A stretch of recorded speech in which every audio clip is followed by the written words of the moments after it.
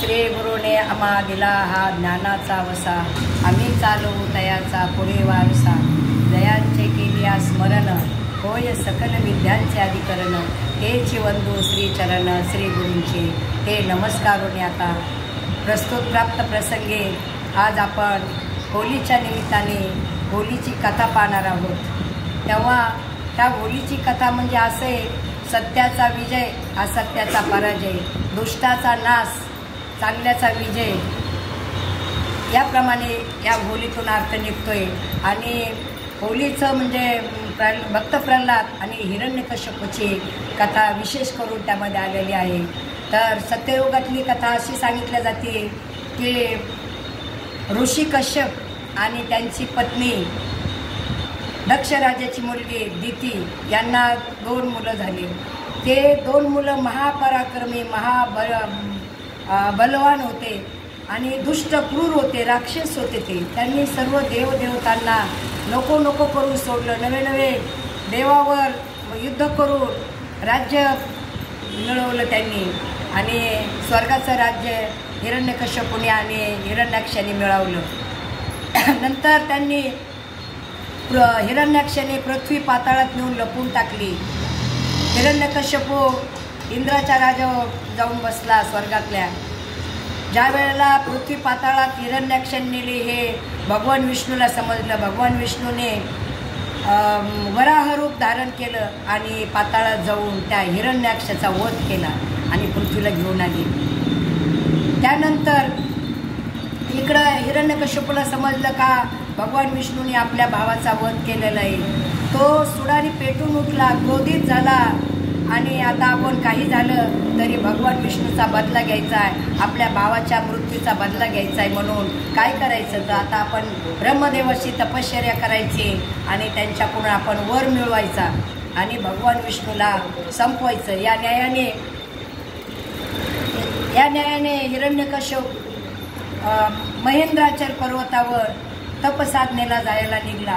तो तिकडं तपसाधनेला गेला. इकडं देवदेवतांना समजलं का हिरण्यकश्यप महेंद्राचल पर्वतावर गेलेला आहे तपसाधनेला, आता आपण त्याच्या राज्यावर आक्रमण करूया. आणि सगळे देव हिरण्यकश्यपूच्या राज्यावर आक्रमण करायला आले. सगळे दैत्य भयभीत झाले आणि ते पाताळात जाऊन लपून बसले. आणि इकडं हिरण्यकश्यपूची बायको कयाधू ही एकटीच महालामध्ये फिरत होती, चक्रा मारत होती. तेवढ्यात इंद्रदेव तिथं आले आणि त्यांनी आदितीला बंदिस्त केलं. आदिती दयेची भीक मागत होती, विनंती करत होते का इंद्रदेवा माझ्यावर दया कर, मला क्षमा कर, मला बंदिस्त करू नको, मी गरोदर आहे, माझ्या गर्भामध्ये बाळ आहे. तेव्हा इंद्रदेव बोलतात का तेच तर खरं मुद्दा आहे म्हणे, कारण तुझ्या पोटात जे बाळ आहे ते उद्याच आमचं शत्रू होणार आहे. एका दैत्याला पुन्हा जन्माला घालायचं नाही म्हणून मी तुला बंदिस्त करून घेऊन जातोय. म्हणून तिला बंदिस्त केलं आणि रथात घेऊन स्वर्गमार्गाने चालली होती. ते स्वर्गात रथ चाललेलं आहे आणि समोरून महर्षी नारायण नारायण करीत येऊन समोर उभे राहिले. आणि नारद महर्षी बोलतायत, इंद्रदेवा ही एक स्त्री आहे, ही एक आबला आहे आणि हिला तू बंदिस्त करून घेऊन चालला आहेस म्हणे. आणि विशेष म्हणजे तिच्या पोटात एक बालक आहे म्हणे, तिला तू घेऊन जाऊ शकत नाही. तेव्हा इंद्रदेव बोलतात का महर्षी हाच मेन मुद्दा आहे, मला अजून एका शत्रूला जन्माला येऊ द्यायचं नाही. तिच्या पोटातलं बाळ हे उद्याचा देवाचा शत्रू आहे आणि ते नको आहे म्हणे मला. तेव्हा नारद महर्षी बोलतात का इंद्रदेवा मी तुला खात्रीने सांगतोय, तिच्या पोटात जे गर्भ आहे तो दैत्याचा नाही, तो गर्भ दैत्याचा नसून विष्णूचा भक्त तिच्या पोटी जन्माला येणार आहे. माझ्यावर विश्वास ठेव इंद्रदेवा, तिला घेऊन जाऊ नको.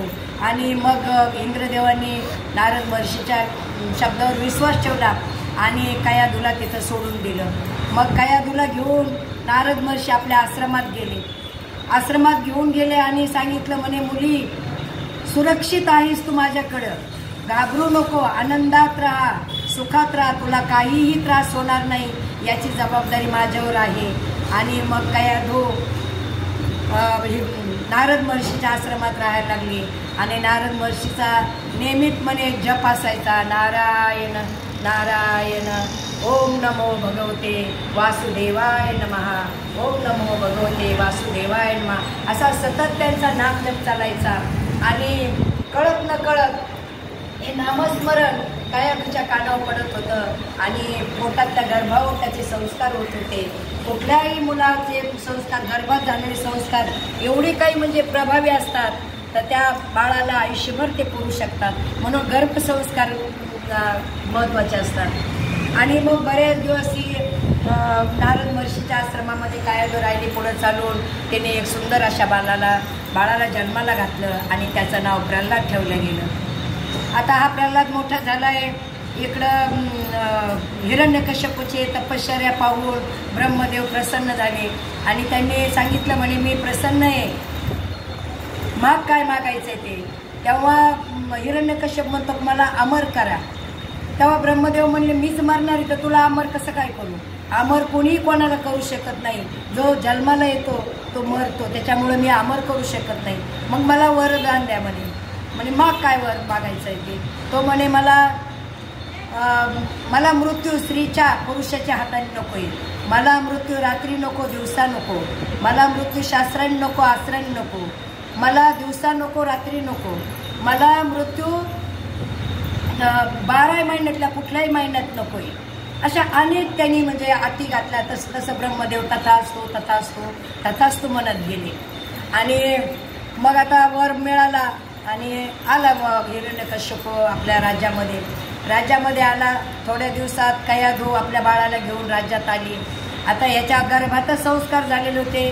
नारायण नारायण, ओम नमो भगवते वासुदेवाय, हा सतत प्रल्हादाचा जप चालायचा. आणि हिरण्यकश्यपाबद्दल देवाचं नाव नको होतं. देवाचे नाव न घेऊ दे हे ब्रीद हिरण्यकश्यपाचे, घेऊ न दे नाव देवाचे आणि हे ब्रीद हिरण्यकश्यपूचे. म्हणजे तो देव प्रल्हादाला नावच घेऊ देत नव्हता देवाचं. पुढं चालून त्याला शाळेत घातलं. शाळेमध्ये जायला लागला. तो शाळा कोणाची तर दैत्याची, आसुराची, शुक्राचार्याच्या याच्यामध्ये त्याला नेऊन सोडलं. मग तिथं दुसरं काय शिक्षण आहे. धरा मारा कापा झोडा हेच शिक्षण होतं. प्रल्हाद एकांतात जाऊन नामस्मरण करत बसायचा. एक दिवशी तर शिकवणारे गुरुजी कुठे गेलेले आणि हे सगळे मुलं एकत्र केले आणि त्या मुलांना सांगत होता, अरे हे असलं काही शिकू नका, यांनी आपल्या अधोगती होणारे. आपल्याला भगवंताचं नामस्मरण केलं तर आपण भगवत रूप होऊ, आपली भक्ती पाहून देव आपल्याला प्रसन्न. त्याचं तो एक प्रकारचा मुलांना एक उपदेश देत होता. तेवढ्यात तिथं हिरण्यकश्यप आला आणि शुक्राचार्य आले. त्या शुक्राचार्यांनी सांगितलं हिरण्यकश्यपला, तुमचा मुलगा काही कोणाचं ऐकत नाही आणि तो माझेही विद्यार्थी बिघडवत आहे. तुमचा मुलगा तुम्ही घेऊन जा म्हटल्याच्या नंतर मग हे हिरण्यकश्यप मुलाला घेऊन आला घरी. मग आता काय करायचं. हा आपल्या शत्रूचं नाव घेतो. त्याला समजून सांगितलं का भगवान विष्णू आपला शत्रू आहे. तुझ्या चुलत्याला माझ्या भावाला त्यांनी मारलेलं आहे, तेव्हा तू त्याचं नाव घेऊ नको. पण हा काय नाव घेतल्याशिवाय राहत नाही. मग त्यांनी एका सैनिकाला फरमान सोडलं का याला कुठंतरी एखाद्या कड्याहून ढकलून द्या, याला मारून टाका.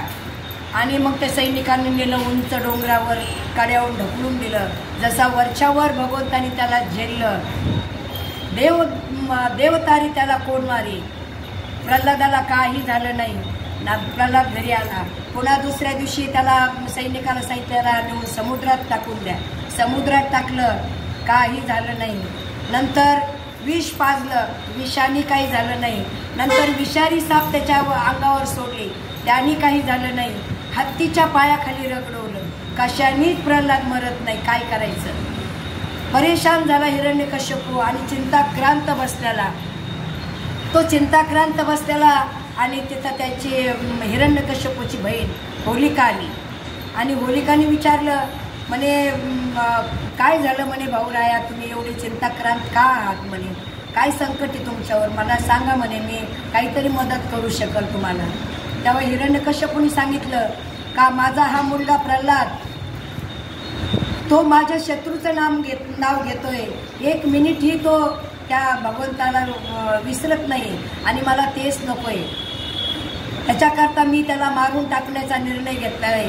अनेक प्रकारे त्याला मारण्याचे प्रयत्न केले, पण त्याचा बालही बाका होत नाही. काय करायचं? तेव्हा ती होलिका बोलते, घाबरू नका म्हणे, मला ब्रह्मदेवाने वर दिलेला आहे का अग्नीपासून तुला काही होणार नाही. आणि आपण आता एक नवीन काहीतरी युक्ती काढू म्हणे, आयडिया तयार करू. आपण अशा मोठ्या पटांगणामध्ये मैदानामध्ये असे खूप काही असं लाकडं गोळा करायचे आणि ते रचायचे आणि त्यामध्ये मी त्याला मांडीवर घेऊन बसेल प्रल्हादाला आणि मला काहीच होणार नाही का आता मला ब्रह्मदेवाने वर दिलेलं आहे. असं म्हटल्याच्या नंतर हिरण्यकश्यपाला आनंद झाला. फरमान सोडलं. खूप असे लाकडं एका मोकळ्या मैदानामध्ये एकत्र रचले. होलिका मधोमध बसली प्रल्हादाला मांडीवर घेऊन आणि ते पेटून दिले ते लाकडं. होलिकाने त्याला मांडीवर घेतलेले. त्याचा अखंड नामस्मरण चाललेले. ओम नमो भगवते वासुदेवाय नमः. ओम नमो भगवते वासुदेवाय नमः. नारायण नारायण अखंड जप चाललेला आहे. आणि खूप मोठा असा अग्नी ज्वाला बाहेर निघतात आणि प्रल्हादाचा आवाज बाहेर येऊ नये आरडावरडा होण्याचा म्हणून हिरण्यकश्यपूने ढोल ताशाचा असा मोठा आवाज तिथं आजूबाजूला केलेला होता आणि ढोल ताशाचा आवाज येतोय. अग्नी खूप उग्र रूप घेतले. अग्नीने प्रल्हादाचं नामस्मरण चालले आणि ते चटके होलिकेला लागायला लागले. तर होलिका मोठमोठ्याने वरडते, ब्रह्मदेवाला पोचतीये. ब्रह्मदेवा तू खोटारडा आहेस, पापी आहेस, दुष्ट आहेस, मला तू वर दिलेला आहे, तुला अग्नीपासून काही होणार नाही आणि मी जळते आणि ओरडती. ती इकडं ढोल ताशाचा आवाज चालू आहे, काय कोणाला आवाज जाणार आहे. आणि ते ब्रह्मदेव प्रगट झाले आणि ब्रह्मदेव प्रगट होऊन बोलले, मी तुझ्या संरक्षणाकरता तुला वर दिला होता, माझ्या भक्ताला मारण्याकरता दिला नव्हता. विनाशकाले विपरीत बुद्धी, चांगल्या कामाकरता त्या वराचा तू उपयोग केला नाहीस आणि म्हणून माझ्यावर तू दोष ठेवू नको. तू जळत आहेस, तुझ्या कर्माने जळत आहेस, तुला चांगल्या कामाकरता तो त्याचा उपयोग केला नाही. अशा प्रकारे या होलीमध्ये होलिका जळून भस्म झाली. कारण होलीचा अर्थच तो आहे वाईटाला संपवणं आणि भक्ताचं संरक्षण करणं. यामध्ये होलिका जळून नष्ट झाली आणि प्रल्हाद जसा बसला होता अशा अवस्थेवर त्याला साधी थोडीसुद्धा म्हणजे उष्णतेची इजा झाली नाही. अशा प्रकारे होलीमध्ये होलिका जळून भस्म झाली.